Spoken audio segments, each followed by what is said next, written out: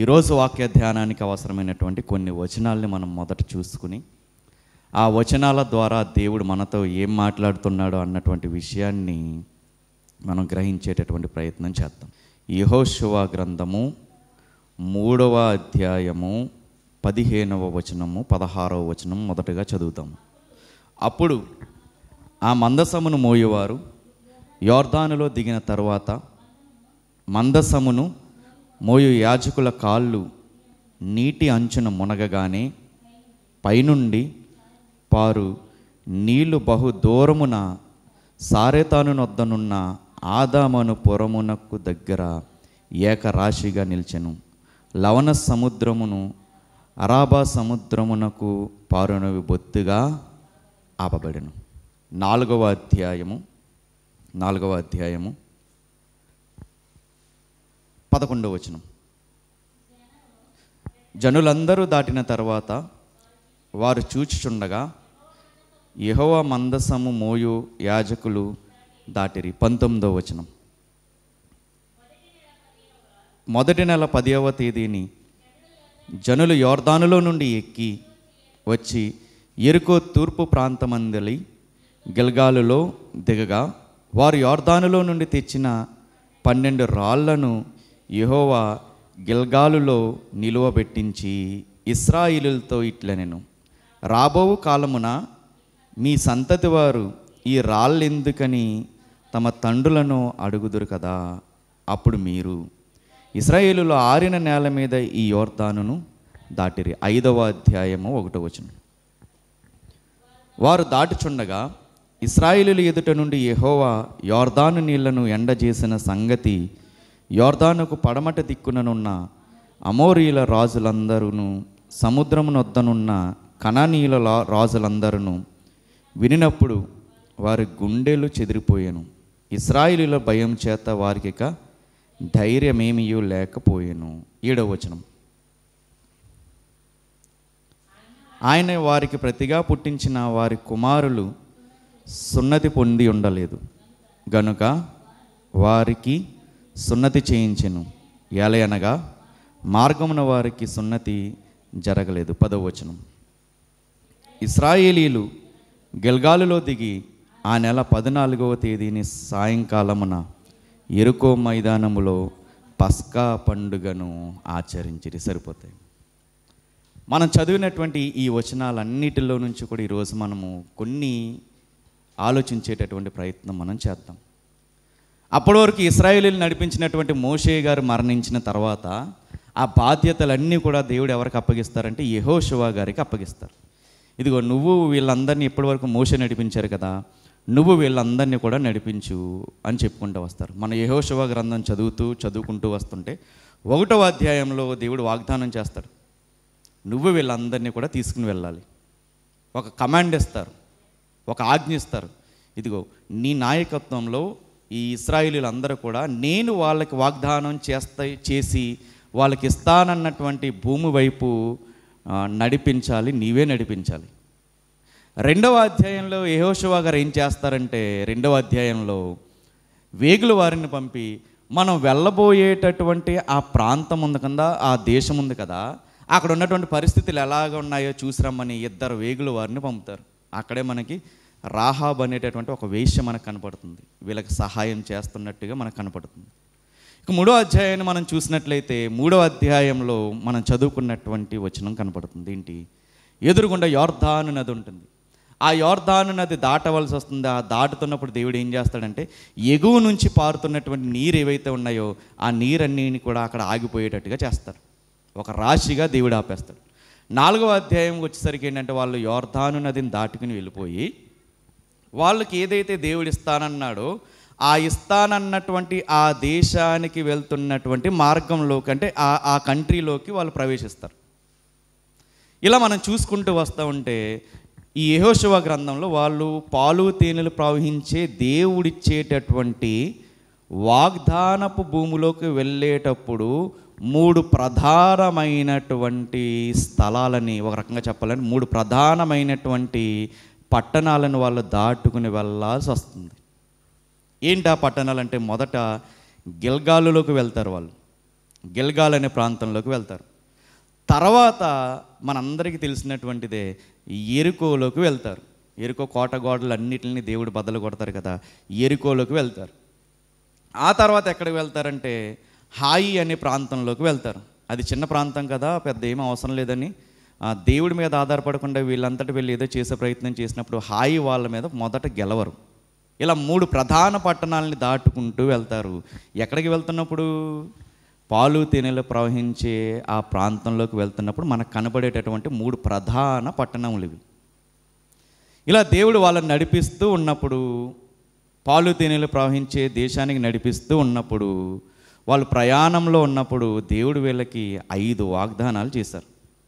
లేదా మీకు 5 విధాలుగా నేను తోడుంటాను అని చెప్పారు. మొదటిది ఏంటి అంటే, నేను వాగ్దానం చేశాను కదా, పాలు తేనెలు ప్రవహించే దేశం మీకు ఇస్తానని, అది ఖచ్చితంగా మీకు ఇస్తాను. అది మొదటి వాగ్దానం. మీరు ఇప్పటివరకు బానిసత్వంలో ఉన్నారు కదా, ఈ బానిసత్వం నుంచి విడుదల కలగజేసి ఒక మంచి ప్రాంతానికి, మీరు ఎన్నడూ చూడనటువంటి ఒక సంతోషకరమైనటువంటి ప్రాంతానికి మిమ్మల్ని నేను పంపుతాను. అది మొదటిది. రెండవది ఏమన్నారంటే, వాళ్ళ ప్రయాణంలో మీరు అడుగు పెట్టిందల్లా కూడా మీదైపోద్ది.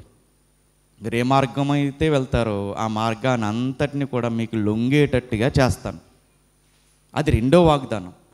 మూడవది ఏం చేశారంటే, నీ మార్గంలో ఎదురవుతున్న నీ శత్రువులు ఉన్నారు కదా, ఆ శత్రువులు నీ ఎదుట నిలవకుండా చేస్తాను.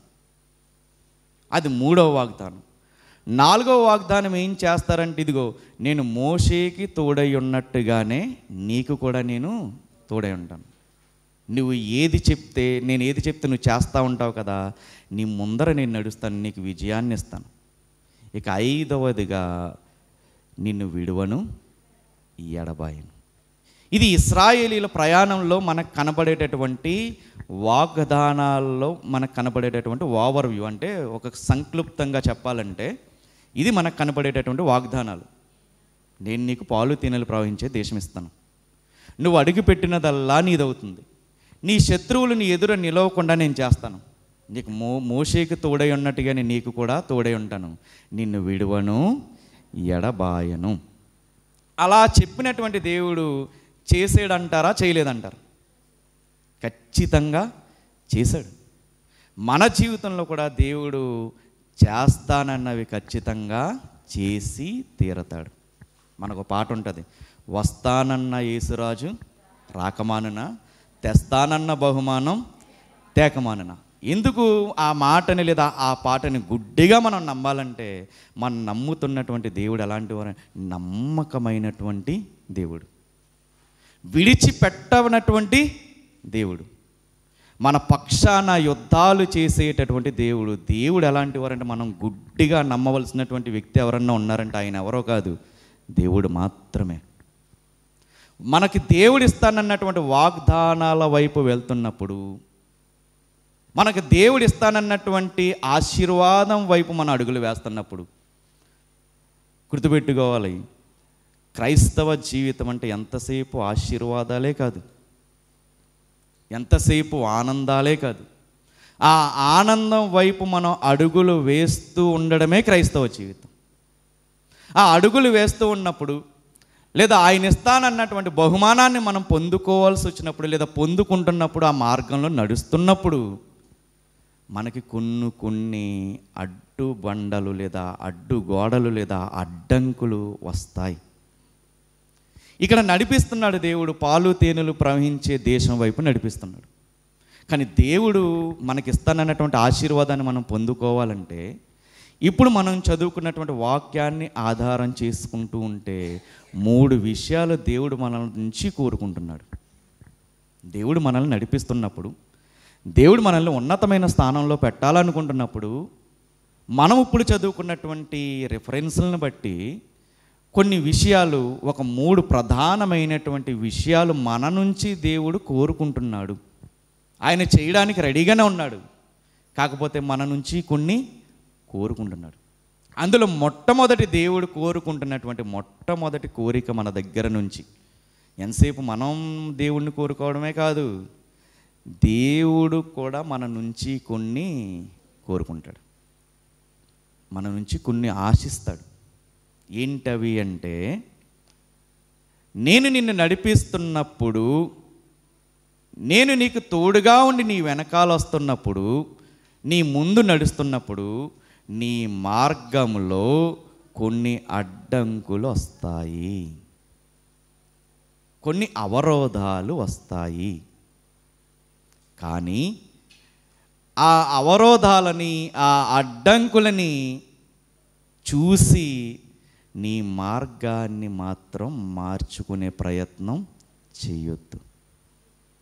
మార్చుకుంటే లాస్ట్ టైం మనం చూసాము మొన్న వారం, మార్చుకుంటే మరలా ఎక్కడికి వెళ్ళిపోవాల్సి వద్దున వాళ్ళు మళ్ళీ అదే బానిసత్వంలోకి వెళ్ళిపోవాల్సి వద్దును. ఎర్ర సముద్రాన్ని చూసి వెనక్కి వెళ్ళిపోతాయి. కానీ దేవుడు ఎలాంటి వారు? ఆయన మాట పుచ్చుకుని మనం ముందుకు సాగిపోతూ ఉంటే, మనకు అడ్డుగోడల్ని మనం దాటుకుని వెళ్ళిపోతే ఒక ఉన్నతమైనటువంటి బహుమానాన్ని దేవుడు ఖచ్చితంగా దాచి ఉంచాడు. అది మనం పొందుకోగలం. దేవుడు మనం నుంచి కోరుకుంటున్నటువంటి మొట్టమొదటిది, ఆయన మనల్ని నడిపిస్తున్నప్పుడు మనకు ఎదురవుతున్నటువంటి అడ్డుగోడల్ని, అడ్డంకుల్ని చూసి ఎట్టి పరిస్థితుల్లో మనం మార్గాన్ని మార్చుకునే ప్రయత్నం చేయొద్దు. అది దేవుడు కోరుకుంటున్నాడు. ఏం చెప్తున్నారు ఇక్కడ? మీరు యోర్దాను నది దాటుతున్నప్పుడు యెహోషువ గారికి దేవుడు ఆజ్ఞాపిస్తాడు ఏంటంటే, ఎవరైతే యాజకులు వచ్చి మొట్టమొదట నీళ్ళల్లో పాదాలు పెడతారో, ఆ పాదాలు పెట్టిన వెంటనే, అంటే మందసాన్ని మోస్తున్నటువంటి వారు వచ్చి నీళ్ళ మీద కాళ్ళు పెట్టగానే నీళ్ళన్నీ కూడా ఆగిపోతాయి. 3వ అధ్యాయము 13వ వచనం. 3వ అధ్యాయము 13వ వచనం. సర్వలోకనాథుడకు యెహోవా నిబంధన మందసమును మోయు యాజకుల అరికాళ్ళు యోర్దాను నీళ్లను ముట్టగాని, యోర్దాను నీళ్లు అనగా ఎగువ నుండి పారు నీళ్లు ఆపబడి ఏకరాశిగా నిలుస్తాయి. అప్పుడు మోషేగా యెహోషువ గారికి దేవుడు ఏమని చెప్తాడంటే, నువ్వు నీళ్లు పారుతూ ఉన్నప్పుడు ఆగిపోతాయి కదా వెళ్ళగానే, అందులో నుంచి ఒక 12 రాళ్ళని తీసుకునిరా. 12 గోత్రాల్లో ఉన్న వారి నుంచి 12 రాళ్ళని తీసుకుని వచ్చి, వాటిని తీసుకొచ్చి ఎక్కడ పెడతామంటే యోర్దాను దాటేసిన తర్వాత అక్కడ ఏకరాశిగా పెట్టు అని అంటారు. ఎన్ని రాళ్ళు? 12 రాళ్ళు తీసుకుని వచ్చి ఎక్కడ పెడతావంటే ఏకరాశిగా మీరు దాటినటువంటి యోర్దాను నీళ్ళ దగ్గర పెట్టు. ఆ నీళ్ళు దాటేసాక ఆ గట్టు దగ్గర పెట్టు అని అంటారు. ఎందుకు అలా పెట్టమంటున్నారు? 20వ వచనం 4వ అధ్యాయం. వారు యోర్దానులో నుండి తెచ్చిన 12 రాళ్లను యెహోషువ గిల్గాలులో నిలవబెట్టించి ఇశ్రాయేలీయులతో ఇట్లనెను, రాబోవు కాలమున మీ సంతతి వారు ఈ రాళ్ళు ఎందుకని తమ తల్లిదండ్రులను అడుగుదురు కదా. అప్పుడు మీరు చెప్పాలి, ఇశ్రాయేలీయులు ఆరిన నేల మీద ఈ యోర్దానును దాటిరి. ఎందుకు ఆ రాళ్ళు పెట్టమన్నారంటే అవి ఒక జ్ఞాపకార్థంగా ఉంటాయి. ఎవరికి? రాబోయే తరం ఏదైతే ఉందో ఆ తరానికి ఒక సాక్షార్థంగా ఉంటాయి. ఆ రాళ్ళు చూసినప్పుడల్లా గుర్తు రావాలి మనకి. ఏమని గుర్తు రావాలి? ఇదిగో, ఎవ్వరు చేయనటువంటి ఒక అద్భుతమైన కార్యాన్ని దేవుడు మన జనాంగం పట్ల చేశాడు. అసలు నీళ్ళు ఆగిపోవాలంటే ఒక ఆనకట్ట కట్టాలి. కానీ ఏ ఆనకట్ట కట్టకుండా దేవుడు ఏం చేశాడు? నీళ్ళని అలా ఆపేసి మనం యోర్దాను దాటేటట్టుగా దేవుడు చేశాడు. ఎందుకు అలా చేయమన్నారంటే, మీరు నడుస్తూ ఉన్నప్పుడు లేదా మీరు వెళ్తూ ఉన్నప్పుడు, మన జీవన పోరాటంలో మనం వెళ్తూ ఉన్నప్పుడు, జీవితాన్ని కొనసాగిస్తూ ఉన్నప్పుడు మన జీవితంలో ఖచ్చితంగా అడ్డుగోడలు అనేవి వస్తాయి, అవరోధాలు అనేవి వస్తాయి. ఆ అవరోధాలు వచ్చినప్పుడు మనం ఎవరిని చూడాలంటే మనుషుల్ని కాదు, ఆయన ఇదివరకు మన జీవితంలో చేసినటువంటి కార్యాలని చూస్తే మనకు ఆటోమేటిక్గా ధైర్యం వచ్చేస్తుంది. ఆ రాళ్ళు ఎందుకు పెట్టమన్నారంటే, మనము లేదా ఆ సమయంలో వాళ్ళు ధైర్యపరచబడడానికి పెట్టమన్నారు. వాళ్ళు నడుస్తూ ఉన్నప్పుడు వాళ్ళకి కనబడుతూ ఉంటాయి, ప్రతి అడుగులోనూ కూడా అడ్డంకులు ఎదురవుతాయి. ప్రతిసారి కూడా అడ్డంకులను కాదు వాళ్ళు చూడవలసింది, వేటిని చూడాలంటే నిలవబెట్టినటువంటి ఆ రాళ్ళని చూడాలి. అప్పుడు వీళ్ళకి అనిపిస్తుంది మనం ఎవ్వరికి భయపడవలసినటువంటి అవసరం లేదు. చూడండి, ఈ సందర్భాన్ని, అంతకుముందు ఎర్ర సముద్రాన్ని దాటినప్పుడు ఉన్నటువంటి సందర్భాన్ని రెండింటిని పక్కపక్కన పెట్టుకుని చూస్తే ఎర్ర సముద్రం ఎదురుగుండా ఉన్నప్పుడు అందరూ భయపడిపోయి మోషే గారిని తిట్టడం మొదలు పెడతారు. గత వారం మనం చూసాం. అసలు ఐగుప్తులో సమాధులు లేవనుకుని మమ్మల్ని ఇక్కడ తీసుకొచ్చావా చంపేయడానికి, మేము అక్కడ ఉంటేనే బెటర్ కదా అని మోషే గారి మీద వాళ్ళందరూ కూడా తిరగబడ్డం మనం అక్కడ చూస్తాం. ఎప్పుడు ఎర్ర సముద్రం ఎదురున్నప్పుడు. కానీ ఇక్కడ యోర్దాను నది ఉన్నప్పుడు ఎవ్వరు ఏం మాట్లాడట్లా, భయపడట్లా. ఎందుకు భయపడట్లేదు? ఎదురుగుండా యోర్దాను నది ఉంది, దాన్ని చూసి భయపడట్లా. ఇప్పుడు మనం ఎలా దాటాలి అనేది భయపడట్లా. ఎందుకు భయపడట్లేదంటే అప్పటికే వాళ్ళకి ఒక ధైర్యం వచ్చేసి ఉంటుంది, ఇదేం మన కొత్త కాదు. అది విశ్వాస ఎదుగుదల. మన ఎదురుగా ఉన్నప్పుడు మనకి ఎదురుగుండా కష్టం ఉన్నప్పుడు, అడ్డుబండలు ఉన్నప్పుడు, అడ్డుగోడలు ఉన్నప్పుడు మనం అనుకోవాలి, ఇదేం మన కొత్త ఏమీ కాదు. ఎర్ర సముద్రాన్నే 2 పాయలుగా చేసినటువంటి దేవుడికి ఈ నదిని ఆపడం పెద్ద కష్టమేమీ కాదు. అసలు ప్రాణం పోయే పరిస్థితుల్లో నుంచే దేవుడు నన్ను కాపాడగా నాకు వచ్చినటువంటి ఈ చిన్న అనారోగ్యాన్ని దేవుడికి పెద్ద కష్టమేమీ కాదు. మన పూర్వపు జీవితంలో మన పూర్వపు బ్రతుకుల్లో దేవుడు చేసినటువంటి కొన్ని విషయాల్ని ఎప్పుడు నెమరు వేసుకుంటూ ఉండాలి. ఎందుకు నెమరు వేసుకోవాలి? మన తర్వాత తరానికి చెప్పాలి కాబట్టి వాటిని మన జ్ఞాపకార్థంగా నెమరు వేసుకోవాలి. ఎప్పుడైనా మన కుటుంబ పరిస్థితులు ఎలా ఉండేవి, ఇప్పుడు ఎలా మారినవి అనేది పిల్లలకి ఖచ్చితంగా చెప్పేటటువంటి తల్లిదండ్రులుగా ఉండాలి. ఒకప్పుడు మన పరిస్థితి ఎలా ఉంది, మన కుటుంబ పరిస్థితి ఎలా ఉంది, ఒకప్పుడు మనం తినడానికి కూడా తిండి లేనటువంటి పరిస్థితిరా. కానీ దేవుడు మీ నాన్న చేసినటువంటి కష్టార్జితాన్ని ఆశీర్వదించాడు. ఆ ఆశీర్వదించినటువంటి దేవుడు వలనే ఈరోజు మనము 3 పూట్ల కూడా తృప్తిగా భోజనం చేయగలుగుతాం. ఒకప్పుడు ఉండడానికి ఇల్లు కూడా లేదు. నెలకొక ఇల్లు, సంవత్సరానికి ఒక ఇల్లు, మారుతూ వెళ్ళిన చోటల్లా అవమానాలు పడుతూ ఉన్నటువంటి జీవితం రా మంది. ఇదిగో ఈరోజు ఉన్నతమైనటువంటి ఇల్లుని కట్టుకోవడానికి దేవుడు కృప చూపించాడు. ఆ ఇల్లు చూసినప్పుడల్లా వాడికి అర్థం కావాలి, ఇది మా నాన్న కట్టించాడని కాలరాగిరేసిలా ఉండకూడదు. మా నాన్నని దేవుడు ఆశీర్వదిస్తే కట్టించాడు. అది వాళ్ళకి నూరు పోయాలి. వాళ్ళకి నూరు పోస్తూ ఉన్నప్పుడు వాళ్ళకి అర్థమవుద్ది, ఒకప్పుడు నా తండ్రి జీవితంలో ఉన్న కష్టాలలో ఉన్న దేవుడు ఈరోజు నా జీవితంలో కూడా ఖచ్చితంగా తోడే ఉంటాడు. ఎప్పుడు ఆ ధైర్యం వస్తుందంటే ఇది పిల్లలుగా ఉన్నటువంటి వాళ్ళకి మనం చెప్పితే ధైర్యం వస్తుంది. ఎప్పుడు కూడా మన సాక్ష్యాన్ని సమాజానికి చెప్తున్నామో లేదో కానీ ఖచ్చితంగా మన సాక్ష్యం ఎవరికి చెప్పాలి?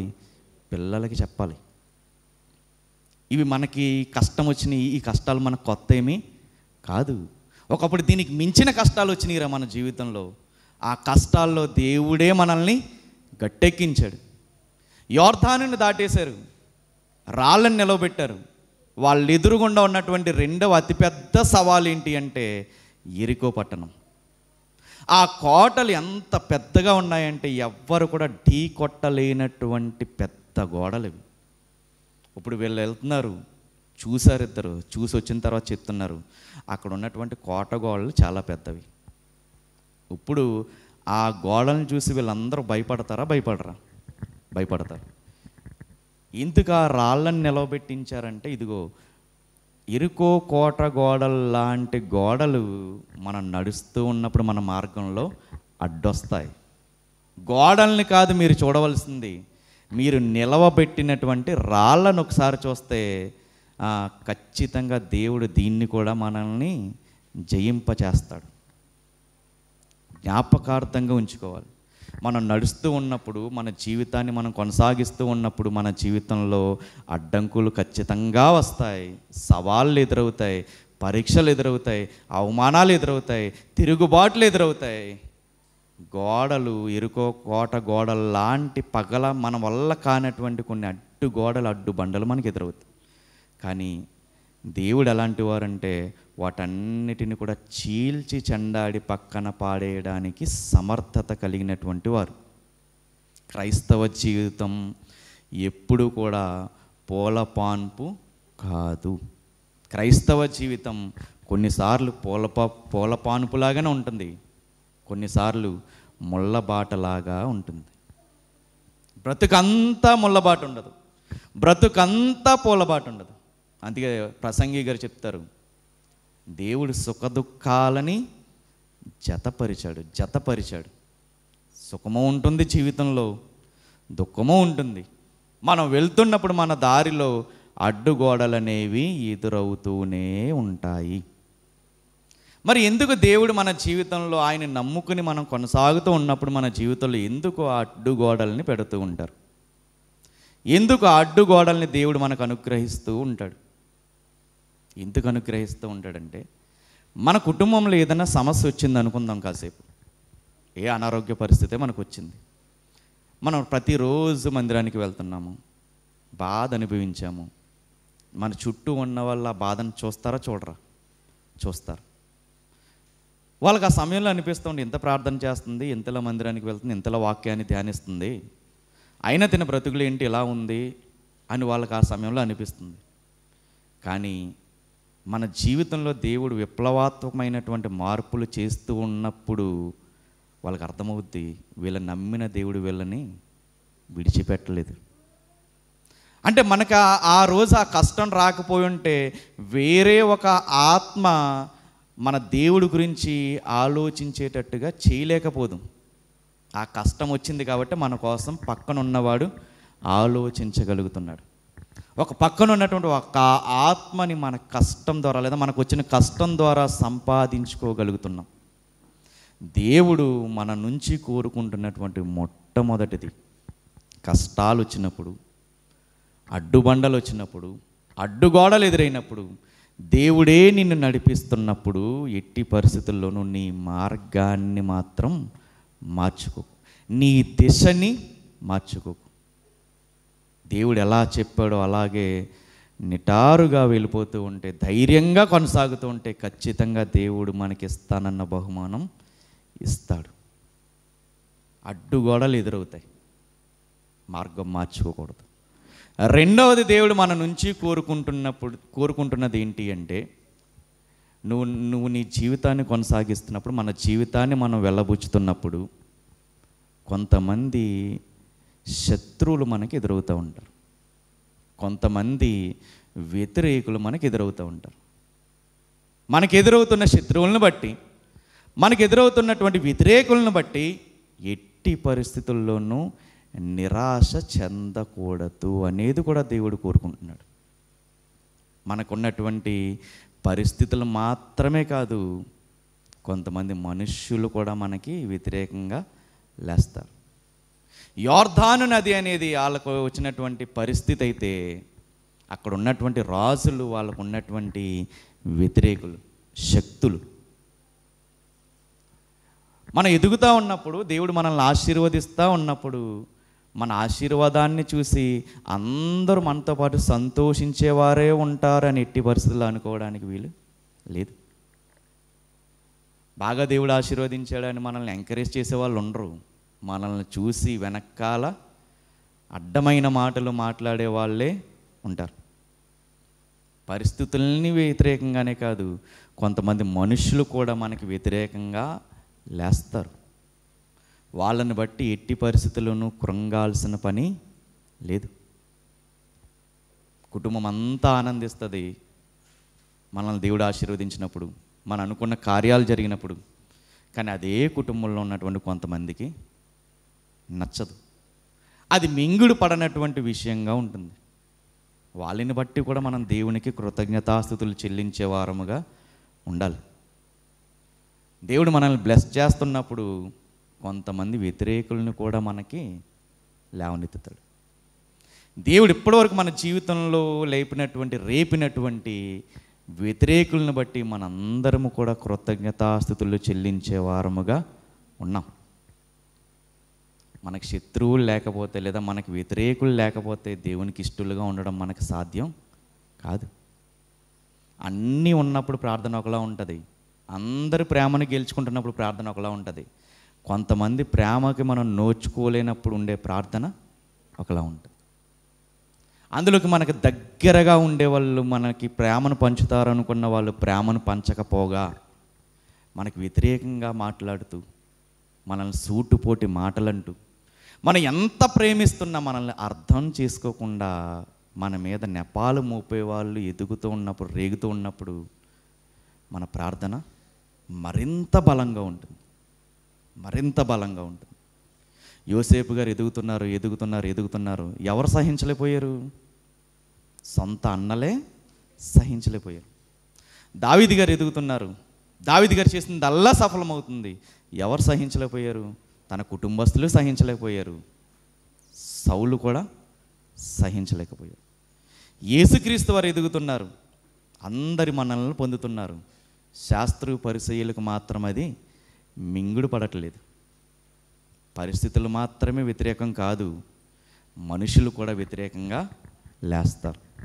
ఆ వ్యతిరేకుల్ని చూసి, మన మీద రేగుతున్నటువంటి శత్రువులను చూసి అసలు ఎప్పుడు కూడా నిరాశ చెందవలసినటువంటి అవసరం లేదు.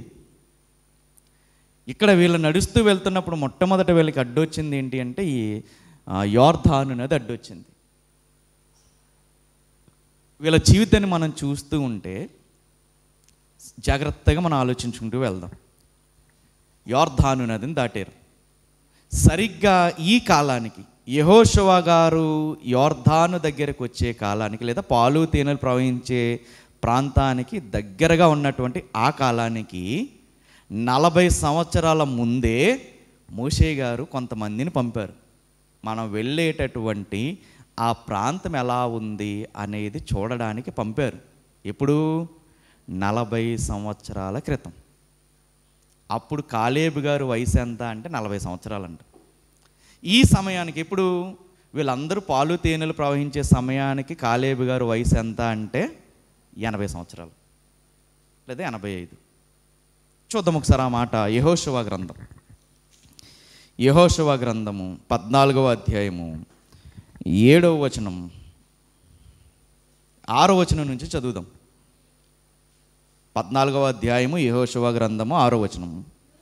యోధా వంశస్థులు గిల్గాలులో యెహోషువ యొద్దకు రాగా, కెనెజీయుడగు యోఫెన్నే కుమారుడైన కాలేబు అతనితో ఇలాగ మనం చేశాను. కాదేశు బర్నేయలో దైవజనుడైన మోషేతో యెహోవా నన్ను గూర్చియు నిన్ను గూర్చియు చెప్పిన మాట నీ వెరుగుదువు. ఎవరితోనూ?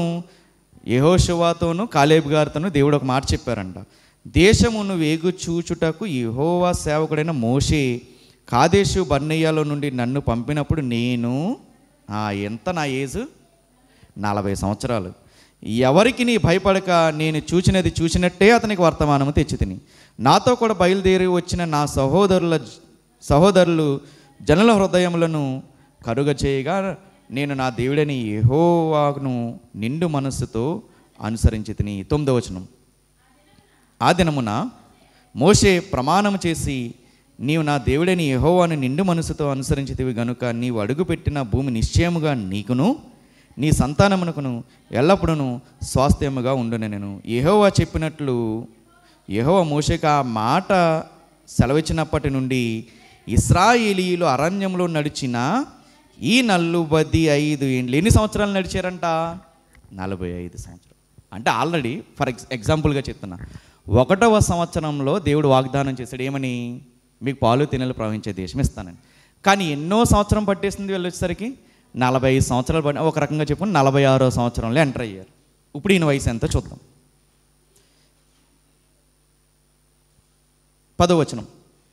యెహోవా చెప్పినట్లు యెహోవా మోషేకి ఈ మాట సెలవిచ్చినప్పటి నుండి ఇశ్రాయేలుల అరణ్యంలో నడిచిన ఈ 45 ఏండ్లు ఆయన నన్ను సజీవునిగా కాపాడి ఉన్నాడు. ఇదిగో నేను ఇప్పుడు చెప్పాలి 85 ఏండ్ల వాడను.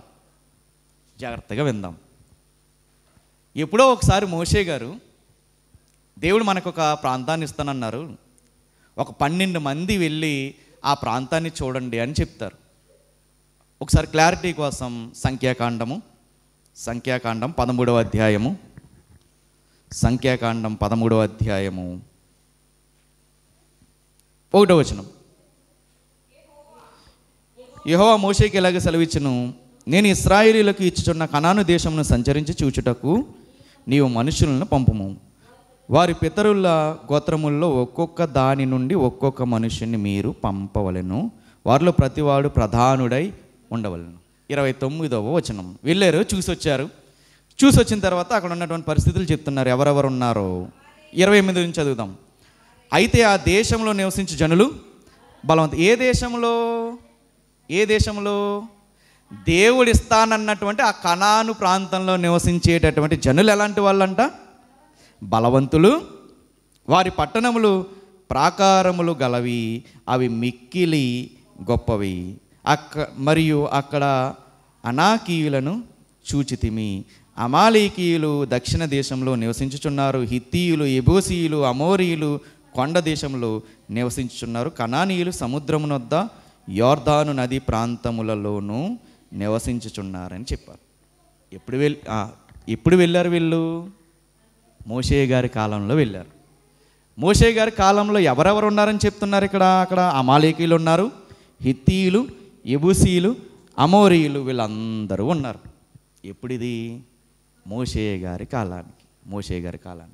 మరి 45 ఏళ్ల తర్వాత కూడా ఎవరున్నారో ఒక్కసారి చూద్దాము. యెహోషువ గ్రంథం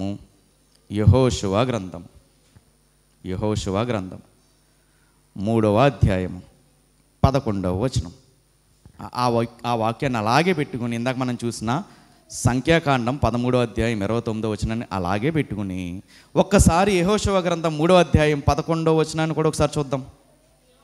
జీవం గల దేవుడు మీ మధ్య ఉన్నాడనియు, ఆయన నిశ్చయముగా మీ ఎదుట నుండి కనానీయులను, హిత్తీయులను, హివ్వీయులను, పెరిజ్జీయులను, గెర్గేషీయులను, అమోరీయులను, ఎబూసీలను వెళ్ళగొట్టెననియు.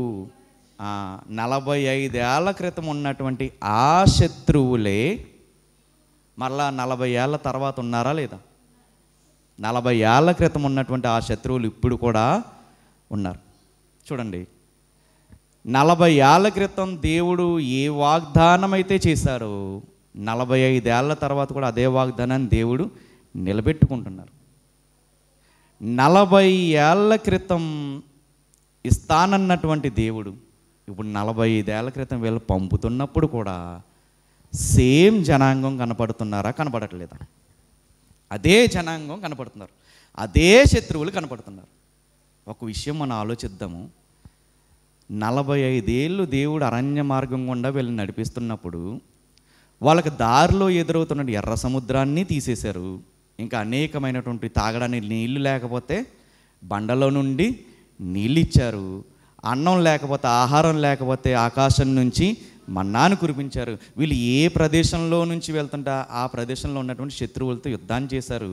అంటే వీళ్ళకి ఏది అడ్డొస్తున్నా ఆ అడ్డుగోడలని తొలగిస్తున్నటువంటి దేవుడు, జాగ్రత్తగా వినాలి, ఏదైతే అడ్డొస్తుందో ప్రతి అడ్డుగోడని తొలగిస్తున్నటువంటి దేవుడు శత్రువులను మాత్రం ఎందుకు తొలగించలేదు? ఎందుకు ఆ వ్యతిరేకుల్ని అలాగే ఉంచాడు? వేరే చోటకి ఎందుకు పంపలేదు? ఎందుకు పంపలేదంటే ఆల్రెడీ వీళ్ళ శత్రువులుగా ఉన్నటువంటి వాళ్ళ బ్రతుకుల్లో దేవుడు ఆల్రెడీ ఏం చేశాడు? ఒక భయాన్ని పెట్టేశాడు. పరిస్థితులన్నీ మార్చాడు. వీళ్ళకి ఏవైతే అడ్డు వస్తున్నాయో అడ్డుగోడలను అన్నిటిని తొలగించాడు. కానీ ఆ శత్రువుల్ని ఆ కాలంలో ఎవరైతే ఉన్నారో ఈ కాలంలోనూ కూడా అలాగే ఉండేటట్టుగా చేశాడు. ఎందుకు అలా చేశాడు? వీళ్ళ జీవితంలో దేవుడు ఏం చేశాడు? 5వ అధ్యాయం యెహోషువ గ్రంథం 5వ అధ్యాయం 1వ వచనం. వారు దాటుచుండగా ఇశ్రాయేలీయుల ఎదుట నుండి యెహోవా యోర్దాను నీళ్లను ఎండజేసిన సంగతి యోర్దానుకు పడమట దిక్కుననున్న అమోరీయుల రాజులందరూ, సముద్రమునొద్దనున్న కనానీయుల రాజులందరూ వినినప్పుడు వారి గుండెలు చెదిరిపోయాయి. ఇశ్రాయేలీయుల భయం చేత వారికి ఇక ధైర్యమేమీ లేకపోలేదు. దేవుడు ఏం చేశాడంటే వాళ్ళకి చంపడం క్షణం పని. కానీ దేవుడు ఏం చేశాడు? వీళ్ళంటేనే భయపడేటట్టుగా చేశాడు. మన జీవితంలో కూడా మన బ్రతుకుల్లో కూడా కొంతమంది శత్రువులుగా మనకు కనపడతారు, లేదా మనకు వ్యతిరేకులుగా కనపడతారు. వాళ్ళని బట్టి మనం ఏమాత్రం కృంగవలసినటువంటి పని లేదు. వాళ్ళు మనకు వ్యతిరేకంగా ఉన్నవాళ్ళు, జాగ్రత్తగా ఉండండి, వాళ్ళు మనకు వ్యతిరేకంగా ఉన్నవాళ్ళు మనం ఏదన్నా కోరుకుంటుంటే మన దగ్గరకు రాకుండా ఆపగలరేమో కానీ, జాగ్రత్తగా వినాలి, మన దగ్గరకు రాకుండా ఆపగలరేమో కానీ మనకు దక్కకుండా మాత్రం ఆపలేరు. దేవునికి స్తోత్రం, హల్లెలూయా. ఏ శత్రువైనా, మనకు వ్యతిరేకంగా లేసే ఏ ఆయుధమైనా మనకు రావడం లేట్ అయ్యేటట్టుగా చేస్తుందేమో కానీ రావడాన్ని మాత్రం ఎట్టి పరిస్థితుల్లో ఆపలేదు. దక్కకుండా మాత్రం వాళ్ళు ఏమీ చేయలేరు. వీళ్ళు వెళ్ళడానికి అడ్డుపడుతున్నారంతే, కానీ వీళ్ళు పొందుకోవడకుండా చేయగలరా? వీళ్ళు చేయలేరు. మనం ఏదో స్థలం కొనాలనుకున్నాం, దేవుడిచ్చిన ఆశీర్వాదాన్ని బట్టి ఒక ఉన్నతంగా బ్రతకాలనుకుంటున్నాం. అలాంటప్పుడు ఏదో స్థలమే కొందాం అనుకున్నాము, మంచిది అది, కానీ మన గురించి ఎవరో తప్పుగా చెప్పి అది మనకు రాకుండా ఆపుతున్నారనుకుందాం. వాళ్ళు రాకుండా మాత్రమే ఆపగలరు. కానీ మన దేవుడు ఎలాంటి వారు అంటే దానికన్నా ఉన్నతమైంది వాళ్ళ కళ్ళెదురుగానే ఇవ్వగలడు. పిల్లలకి సంబంధం చూస్తున్నాం, మంచి సంబంధం కోసం ఎదురు చూస్తున్నాం, మంచి సంబంధం వచ్చింది. వచ్చినప్పుడు ఎంక్వైరీ చేస్తున్నారు, ఎలాంటి వాళ్ళు అని. మన గురించి కావాలని చెడుగా చెప్పే వాళ్ళు ఉంటారు. అంటే ఒకవేళ అది మనకు రాకుండా లేట్ చేయగలరు, ఆపగలరేమో. కానీ మన దేవుడు ఎలాంటి వారంటే మనకు వచ్చిన సంబంధాన్ని వాళ్ళు చెడగొడితే, మన పిల్లలకు వచ్చినటువంటి సంబంధాన్ని వాళ్ళు చెడగొడితే దానికి మించినటువంటి ఉన్నతమైన సంబంధాన్ని దేవుడు ఇవ్వగలడు. శత్రువు ఏం చేయగలడంటే వాడి కళ్ళెదురుగుండా ఉన్నదాన్నే ఆపగలడు. కానీ దేవుడు వాడికి కనపడినటువంటి ఆశీర్వాదాన్ని ఇవ్వగలడు. శత్రువు కళ్ళెదురుగుండా ఉన్నదాన్నే చేయగలడు, దేవుడు కనపడనటువంటి దాన్ని కూడా ఇవ్వగలడు. ఎప్పుడైనా మనకు విరోధంగా ఎవరు మాట్లాడుతున్నా, మనం ఎంత ప్రేమిస్తున్నా, మనల్ని ప్రేమించకపోగా సూటిపోటి మాటలు అంటున్నా ఒకటే మనకు గుర్తు రావాలి, నీకు విరోధముగా రూపింపబడిన ఏ ఆయుధము వర్తిల్లదు. ఎవ్వడు కూడా మనకు విరోధంగా నిలబడితే మనల్ని ఆపుతున్నాడేమో అనుకుంటాడు వాడు, కానీ వాడి పతనాన్ని వాడే కోరుకుంటున్నాడు. దేవుడు తాను ప్రేమించిన వారిని మేలు చేయుటకై సమస్తమును సమకూడి జరుగుతున్నవి. ఆ సమకూడడంలో నీకు ఎదురవుతున్న శత్రువులు కూడా దేవుడు ఏర్పరిచినటువంటి ఒక భాగమే. నా శత్రువుల ఎదుట నీవు నాకు భోజనమును సిద్ధపరుస్తున్నావు, నా గిన్నె నిండి పొర్లి పారుచున్నది. అందుకనే శత్రువులను ఉంచుతాడు దేవుడు. శత్రువులను తొలగించేశాడు అనుకుందాం కాసేపు, మనకి ఎవడో వ్యతిరేకంగా లేస్తున్నాడు, వాడిని తొలగించేశాడు అనుకో, దేవుడు ఎలా సర్వశక్తిమంతుడు అవుతాడు? మరలా ఇప్పుడు వీళ్ళందరినీ తొలగించేశాడు అనుకుందాం. అప్పుడు మనం ఏమనుకుంటాం? దేవుడు వాళ్ళని చంపేశాడు కాబట్టి వీళ్ళు సునాయాసంగా వెళ్ళిపోయారు, ఆ ప్రాంతాన్ని ఆక్రమించేసుకున్నారు అనుకుంటాం. అలా చేసే దేవుడు సర్వశక్తిమంతుడు ఎలా అవుతాడు? సర్వశక్తిమంతుడు ఎలా అవుతాడంటే మనకి విరోధముగా రూపింపబడినటువంటి ఏ మనుష్యుణ్ణైనా ఏ ఆయుధాన్నైనా చేత కాని వాడిని చేసినప్పుడే దేవుడు సర్వశక్తిమంతుడు అవుతాడు. ఏం చేయలేరు వాళ్ళు, ఏం చేయలేకపోతున్నానంటే అని వాడి మనసులో అనుకునేటట్టుగా దేవుడు చేస్తాడు. అప్పుడు దేవుడు సర్వశక్తిమంతుడు. క్షణం పని ఆయనకు తీసేయడానికి. కానీ అలా తీసేస్తే మనం అనుకుంటాం దేవుడు తొలగించేశాడు కాబట్టి వీడు ఈజీగా వెళ్ళిపోయాడు అనుకున్నాం. అది కాదు, జయించాలని దేవుడు కోరుకుంటున్నాడు, జయించాలి. అందుకనే దేవుడు కొంతమందిని మన మార్గంలో దేవుడు పెడుతూ ఉంటాడు. వాళ్ళని మనం జయించాలే కానీ వాళ్ళు లేకుండా ఉండాలని మనం కోరుకోకూడదు. శత్రువుల్ని దేవుడే చూసుకున్నాడు. ఎదురుగుండా నిలబడతారనుకుంటే వాళ్ళు ఉన్న ధైర్యాన్ని అంతటిని కూడా తీసేశాడు దేవుడు. మన బ్రతుకులో మన జీవితంలో ముందుకు వెళ్తూ ఉన్నప్పుడు అడ్డుగోడలు అడ్డొస్తాయి, పరిస్థితులు వ్యతిరేకమవుతాయి. వాటిని చూసి మనం మార్గాన్ని మార్చుకోకూడదు, దిశని మార్చుకోకూడదు. రెండవది, మనకు ఎదురవుతున్నటువంటి వ్యతిరేకులను, శత్రువులను చూసి మనం నిరుత్సాహము పడకూడదు. ఇక మూడవది, ఆయన మాటకి ఎల్లప్పుడూ కూడా విధేయతను చూపించేవారిగానే మనము ఉండాలి. ఆయన మాట ఏది చెప్తే అది తూచా తప్పకుండా పాటించేయాలి. ఆ సమయానికి మనకు కొంచెం బాధ అనిపించవచ్చు, ఇలా చేయమంటున్నాడేంటి దేవుడు అని అనుకుని ఉండొచ్చు. ఆ సమయానికి అది మనకి ఎలా కనిపిస్తుంది, ఎలా అనిపిస్తుందంటే మంచిగా మనకి అనిపించదు, కానీ కరెక్ట్గా తీరి చూస్తే అదే మనకి మంచిది. దేవుడు ఆ సమయంలో చేయమన్నప్పుడు అది మనం మంచిగా మన కంటికి కనపడకపోవచ్చు, మన హృదయానికి అనిపించకపోవచ్చు, కానీ దేవుడు చెప్పిన మాట చేస్తేనే మన జీవితానికి మంచిది. ఏం చెప్పారు దేవుడు? చూడండి, ఇక్కడ 5వ అధ్యాయము, యెహోషువ గ్రంథము 5వ అధ్యాయము. అందరూ వస్తున్నప్పుడు ఏం చెప్పారంటే, రాతి కత్తుల్ని చేసి ఇక్కడ ఉన్నటువంటి పిల్లలకి ఏం చేస్తామంటే సున్నతి 5వ వచనం, 5వ అధ్యాయం 5వ వచనం. బయలుదేరిన మనుషులందరూ సున్నతి పొందిన వారే, కానీ ఐగుప్తులో నుండి బయలుదేరిన తరువాత అరణ్య మార్గమందు పుట్టిన వారిలో ఎవరునూ సున్నతి పొంది ఉండలేదు. వాళ్ళందరినీ కూడా ఏం చేయమన్నారంటే సున్నతి చేయమన్నారు. వాళ్ళందరికీ ఎవరైతే పుట్టారో, అరణ్యంలో పుట్టారో వాళ్ళందరికీ సున్నతి చేస్తేనే ఆ అందులో పాలు తేనెలు ప్రవహించే మార్గంలోకి లేదా ఆ దేశంలోకి వెళ్ళే ముందు వీళ్ళందరినీ ఏం చేయమన్నాడు దేవుడు? సున్నతి చేయమన్నారు. అది కొంచెం ఆ సమయానికి కష్టమే, కానీ ఈయన ఏం చేశారు? అందరికీ కూడా ఏం చేశారు? సున్నతి చేశారు. కొన్ని విషయాలు క్రైస్తవ జీవితంలో కొన్ని చేయడము కష్టమే, కానీ దేవుడు చెప్పింది కొంచెం కొంచెంగా చేస్తూ ఉంటే అదే మన జీవితానికి మంచిది. నీకు హాని చేసేవారి కొరకు ఏం చేయాలి? మనం ప్రార్థన చేయాలి. అది మనకు కష్టమా, ఈజీయా?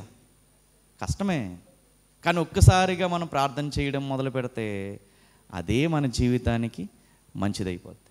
ఎందుకంటే ఇంకా వాళ్ళ కోసం మనం ఆలోచించాం, ఇలా చేస్తున్నాడంటే ఇలా చేస్తున్నాడంటే అని మనం ఆలోచించాం. మనం ఏం చేస్తాం? వాడి కోసం ప్రార్థన చేస్తాం. పేతురు గారు అడుగుతారు, నా సహోదరుడు నా పట్ల తప్పు చేస్తే ఎన్నిసార్లు క్షమించాలి? 7 సార్లు అని అడుగుతారు. 7 సార్లు కాదు, 70 సార్లు అని అంటారు. అంటే జీవితాంతం కూడా నువ్వేం చేయాలి? క్షమించాలి. కానీ అది మనకు చేయడం కష్టమే, కానీ చేయడం మొదలు పెడితే అదే మన జీవితానికి మంచిది. ఏం చేయమంటున్నారు? వాళ్ళందరూ కూడా సున్నతి పొందిన తర్వాత 10వ వచనం,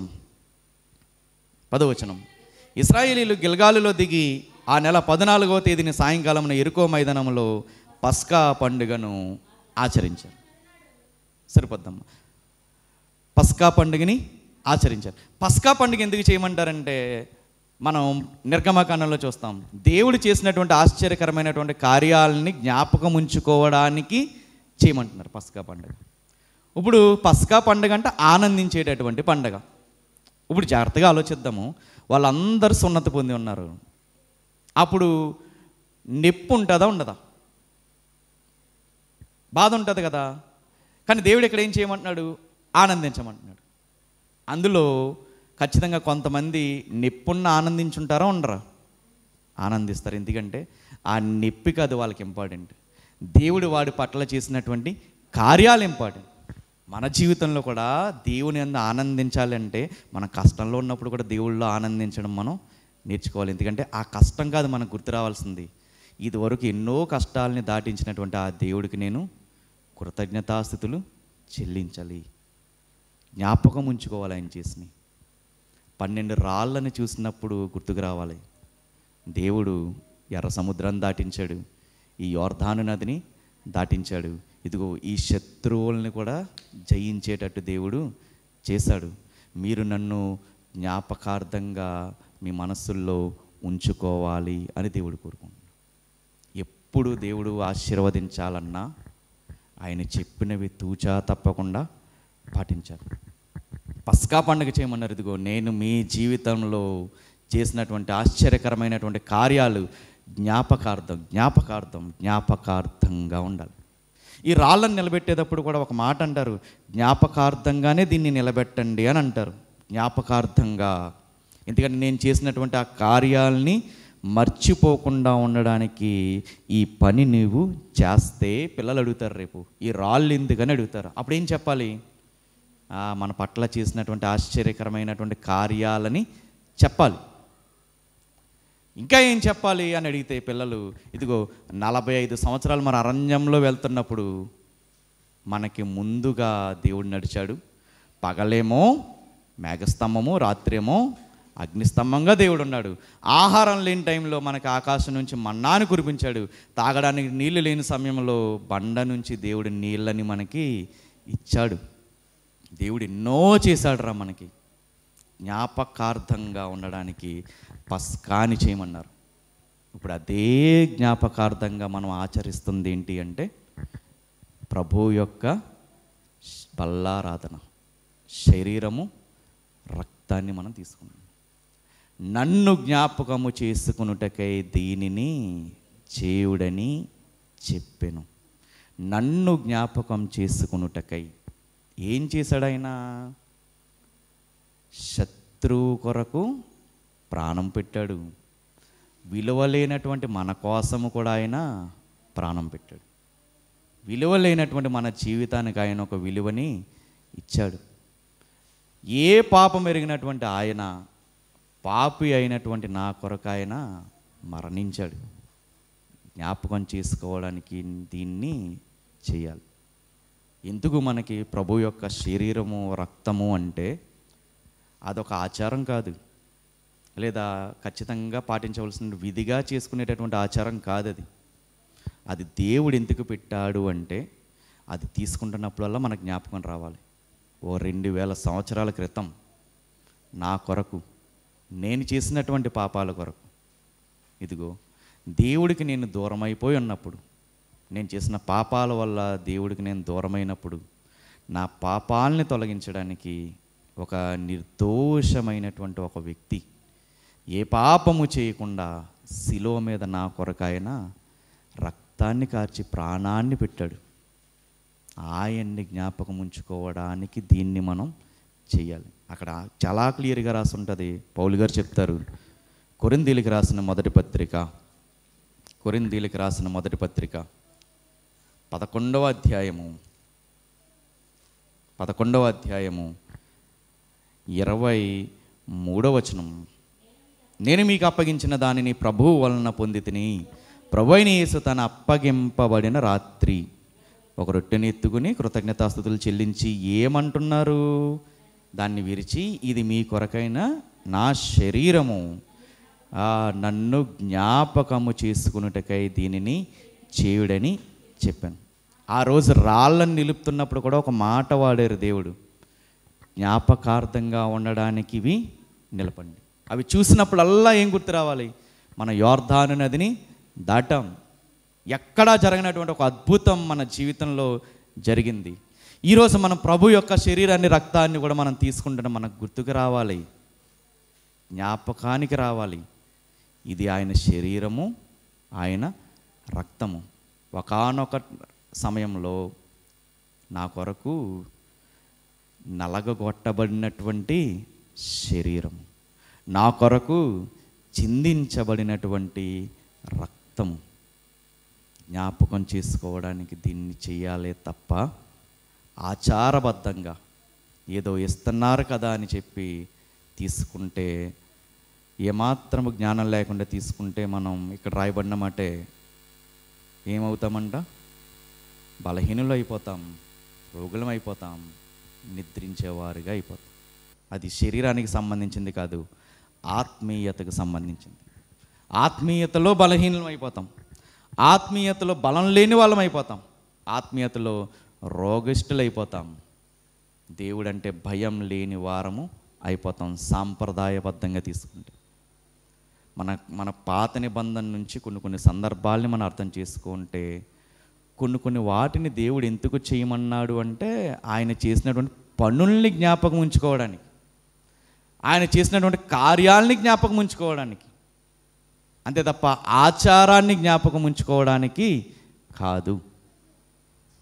దేవుడు మనల్ని ఆశీర్వదించేటప్పుడు మన జీవితంలో అడ్డంకులు ఎదురవుతాయి, అడ్డుగోడలు ఎదురవుతాయి, పరిస్థితులు తారుమారవుతాయి. వెనుదిరిగి చూడకూడదు, మన మార్గాన్ని మార్చుకోకూడదు. రెండవది, మనం వెళ్తూ ఉన్నప్పుడు మనకి వ్యతిరేకులు, మనకి శత్రువులు రేగుతూ ఉంటారు. వారిని మనము జయించాలని దేవుడు కోరుకుంటున్నాడు. మూడవది, ఆయనకి మనం విధేయత చూపించే వారముగా ఉండాలి. అలా దేవుడు మనల్ని అలా ఉండాలని కోరుకుంటున్నాడు. దేవుడు ఎప్పుడో వాగ్దానం చేస్తాడు వెలిగిస్తామని. 40 సంవత్సరాల క్రితమే చేశారు. వీళ్ళ అవిధేయత వల్ల ఎన్ని సంవత్సరాలు లేట్ అయింది? మళ్ళా 45 సంవత్సరాలు లేట్ అయింది. కానీ ఇస్తానన్నటువంటి దేవుడు ఖచ్చితంగా ఇస్తున్నాడు. దేవుడు కూడా మనకు కొన్ని విషయాల్లో చేస్తానన్నటువంటి దేవుడు ఖచ్చితంగా చేస్తాడు. ఇదిగో ఈ 3 విషయాల్లో ఎక్కడన్నా మనం వెనకడుగు వేస్తున్నామా, లేదా ఎక్కడన్నా ధైర్యం చెడిపోయి మనం ఉంటున్నామా? దేవుడు ధైర్యపరుస్తున్నాడు. వాళ్ళు ఎవ్వరిని బట్టి కూడా కృంగవలసిన అవసరం లేదు. నీకు విరోధముగా రూపింపబడిన ఏ ఆయుధము వర్ధిల్లదు. దేవుడి కొద్ది మాటలు మన వెనుకల్లో ఫలింపచేయునుగాక. ఆమెన్.